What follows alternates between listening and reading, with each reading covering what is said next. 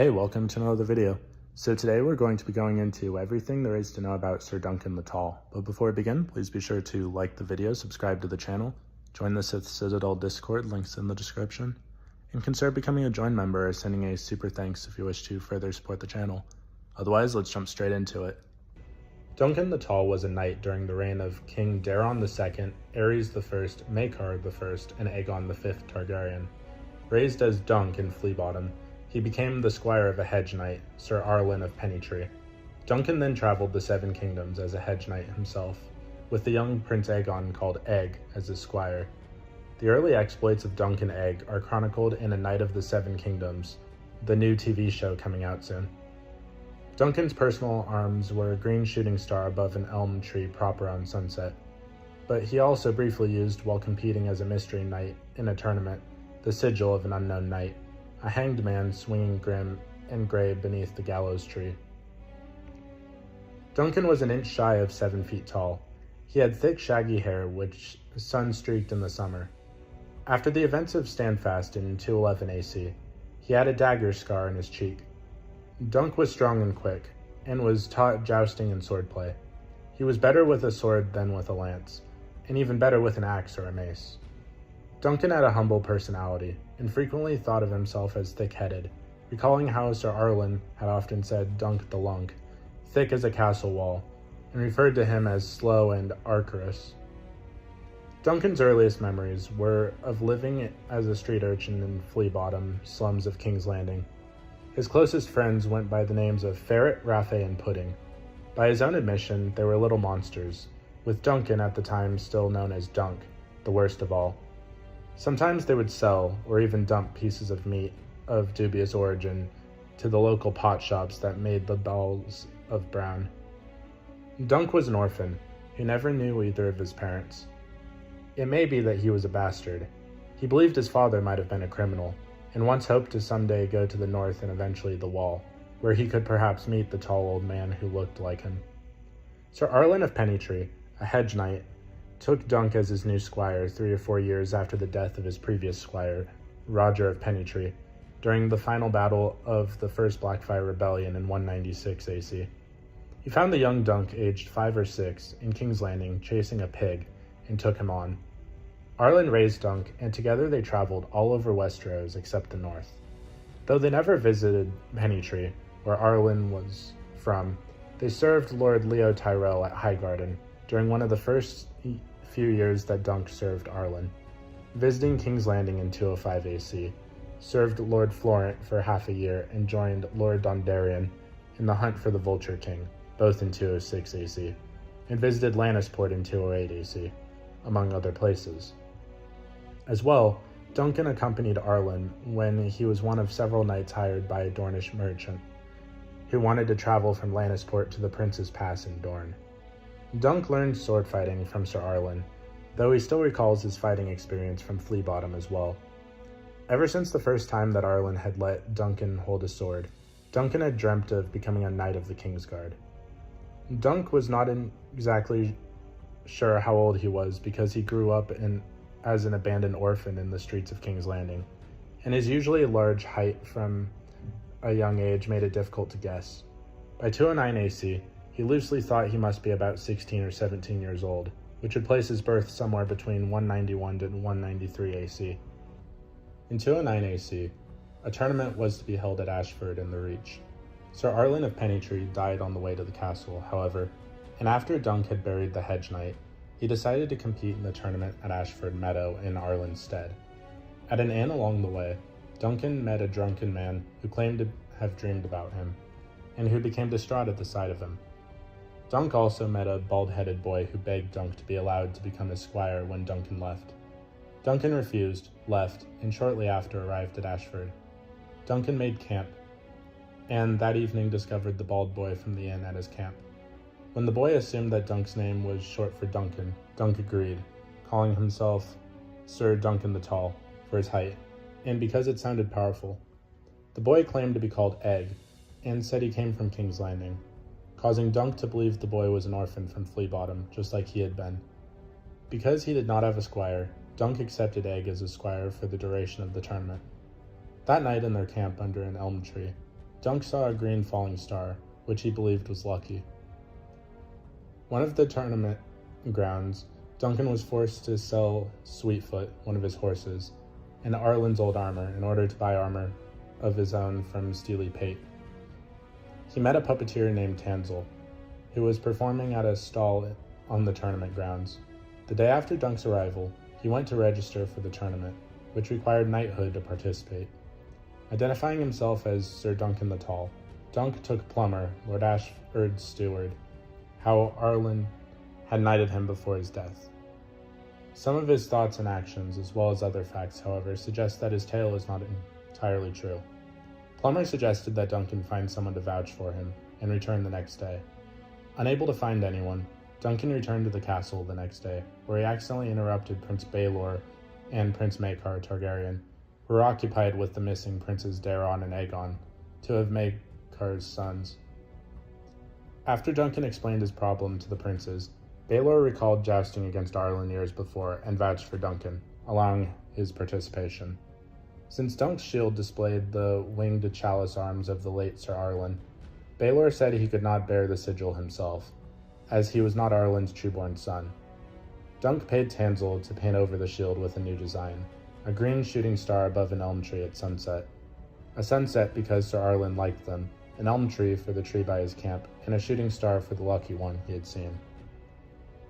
When Tanzel was attacked by Prince Aerion Targaryen, Duncan rushed to her defense, attacking the prince in the process.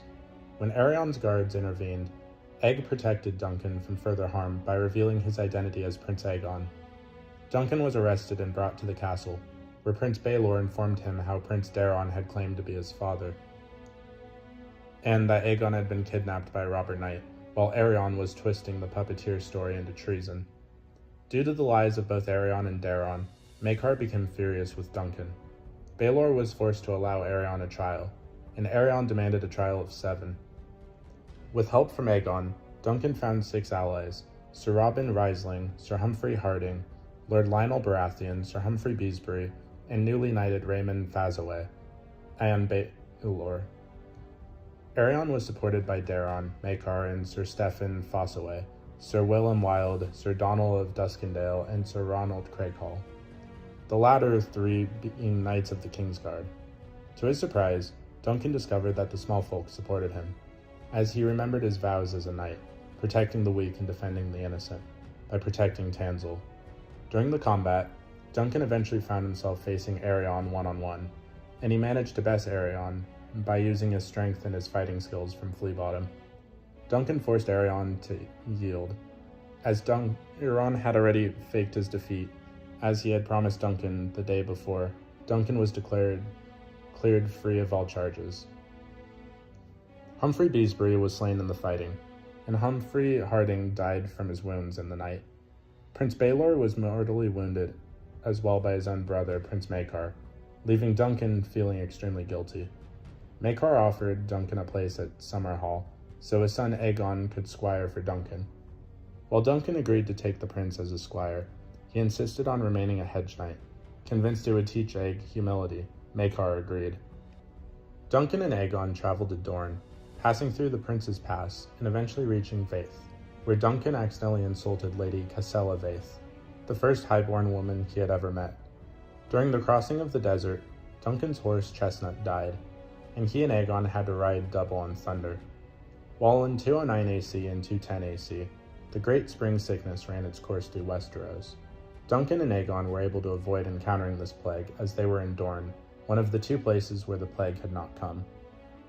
Duncan and Aegon took a poleboat down the Greenblood to Plankytown, where they took passage on the galleys White Lady to Old Town. Aboard the ship, Duncan had his first experience of combat at sea, when he helped repel some raiders. In Old Town, Aegon's brother Aemon measured Duncan, and found he was an inch short of 7 feet. At some point, Duncan and Aegon were gifted a mule, Maester by one of Aegon's brothers, presumably Aemon. Duncan and Aegon took service with Sir Eustace Osgrey, a poor and broken-landed knight at Standfast in the Reach. Also employed was Sir Bennis of the Brown Shield, an old acquaintance of Duncan from his time with Arlen. Duncan and Bennis discovered the peasants of the widowed Rohain Weber, Lady of Colmote, had dammed the Chequy water. Bennis provoked Rowan by cutting the cheek of one of her peasants. Duncan and Bennis began training a small levy of peasants for Eustace. Since Eustace refused to travel to Coldmoat, Duncan went to the castle to try and reason with Lady Weber. Though sexual tension charged their meeting, Rowan refused Duncan and told him about Eustace's support of Daemon Blackfyre during the Blackfyre Rebellion. Shocked by the revelation, Duncan attempted to leave Eustace's service, but a fire in the nearby woods caused him to suspect that Rowan had already started her campaign against Eustace. Duncan knew that the battle was a lost cause. He disbanded Eustace's Maegor levies, but promised to be by his side when he faced Rowan. Meeting with her forces, Duncan cut his own cheek, claiming he was the one who attacked Rowan's peasant. Lady Weber and Sir Eustace refused to back down, however, and they decided upon trial by combat.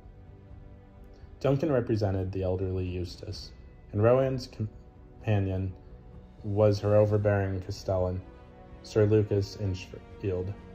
Duncan's wrestling ability compensated for his lack of swordsmanship, and he managed to kill Lucas Long Inch, though Duncan received major wounds himself and almost drowned in the stream in which they had been fighting. After recuperating, Duncan discovered that Eustace and Rowan had settled their differences and decided to marry. Duncan felt rejected, but was confronted by Rowan shortly before he left. He took one kiss from Rowan and cut off a length of her signature braid as a keepsake, after which he and Aegon took their leave. Duncan and Aegon traveled to the Riverlands, where they visited Stony Sept. Though they had been on their way to take up service with Lord Baron Stark against the Ironborn on the northern coast, they changed their destination after a chance meeting on the road. They encountered a group led by Gorman Peake, Lord of Starpike, Lord Alan Cockshaw, and a hedge knight named Sir John the Fiddler. The latter invited Duncan to attend the wedding of Ambrose Butterwell, Lord of White Walls, to the daughter of Lord Frey, Lord of the Crossing, stating that the victor's prize at the celebratory wedding tournament at White Walls was to be a dragon egg. Though the company traveled on without him, Duncan decided to go as well, and he befriended the fellow hedge knights, Sir Kyle the Cat, Sir Maynard Plum, and Sir Glendon Ball, on his way to White Walls. At White Walls, Aegon became suspicious about the intentions of the wedding, and he informed Duncan that the majority of the nobles present had fought for House Blackfyre during the Blackfyre Rebellion. Duncan later had an encounter with John the Fiddler, who told him that Duncan had appeared to him in a dream, in which Duncan had worn all the white armor of his Kingsguard. The Fiddler said his dreams always come true, stating that he had dreamed his brothers dead once, and though they had not believed him, they had died. The Fiddler also informed Duncan that he had dreamed about a dragon hatching from an egg at White Walls. Duncan entered the joust as a gallows knight, a mystery knight named for the hanged man's sigil on his shield, which he had brought to replace the one destroyed by the Long Inch, but had not had time to have painted with his own arms. Duncan was defeated in his first tilt by Sir Ulthor Underleaf, who confessed that someone had attempted to bribe him to kill Duncan in the final tilt. While searching for Aegon, Duncan ran into Glendon, who had been far more successful than Duncan during the tournament, and invited him to come north after the tournament, which Glendon declined. Glendon told Duncan that Lord Peake had offered him a place at Starpike, on the condition that Glendon would let Fiddler win. Glendon had refused, angering Gorman. Duncan next ran into the Fiddler and began to realize John's true identity, as well as the tournament had been rigged to make the Fiddler victorious. Lord Peake accused Glendon Ball of stealing the dragon egg, and the youth was imprisoned. When Duncan attempted to intervene, Alan Cockshaw pulled him back, telling Duncan to follow him if he wanted to find Aegon. Alan attempted to kill Duncan out of jealousy for the attention the Fiddler had shown Duncan. Though injured, Duncan threw Alan down a well to drown, an action witnessed by Maynard Plum. Maynard helped Duncan see to his injuries and informed him of Aegon's location. Aegon falsely told Lord Butterwell that he and Duncan were spies sent to investigate the tournament, and that his father, Prince Maekar Targaryen, was on his way with an army. Frightened, Ambrose pled for his innocence. Sir Tomard Heddle attempted to seize Aegon in the Sept, but was slain by Duncan in the combat that ensued. Duncan ordered Aegon to ride for Maidenpool, and he confronted the Fiddler, calling him by his true name, Daemon. Duncan accused Lord Peake of bribing the contestants in Daemon's favor, and of falsely charging Glendon with the theft of the dragon egg. Furious about the accusations, Daemon challenged Glendon with a joust as a means of trial by combat. Glendon defeated Daemon Blackfyre easily early in the morning, and moments later a loyalist led by Lord Brynden Rivers, the Hand of the King, arrived at White Walls. Daemon was arrested, and those who had supported him executed or punished, causing the Second Blackfyre Rebellion to be suppressed before it had even begun. Lord Brynden allowed Duncan and Aegon to continue their travels, and hinted as to how the dragon's egg had been stolen, leading Duncan to realize the involvement of the dwarves who had performed at the wedding. An unknown amount of time after White Walls, Duncan and Aegon visited Winterfell. In late 233 AC, after Aegon had ascended the throne as Aegon V Targaryen, Duncan escorted the king's brother, Maester Aemon, to Eastwatch by the Sea, where Aemon was going to join the Night's Watch. Duncan eventually joined the Kingsguard. While it is unknown exactly he took his vows, the first known mention of him as a Kingsguard knight is in 236 AC. In 236, Sir Duncan fought the Fourth Blackfyre Rebellion and personally slew Daemon III Blackfyre and the Blackfyre Pretender. In 239 AC, when Prince Duncan Targaryen broke his betrothal to Lord Lionel Baratheon's daughter and married a common-born girl known as Jenny of Oldstones instead, the enraged Lionel renounced his fealty to the Iron Throne. Duncan served as King Aegon V's champion in a trial by combat, in which he bested Lionel, thereby ending his short rebellion. In 252 AC, or 253, Duncan, by then Lord Commander of the Kingsguard, participated in a winter tournament at King's Landing, where he was defeated by a 16-year-old Barristan Selmy.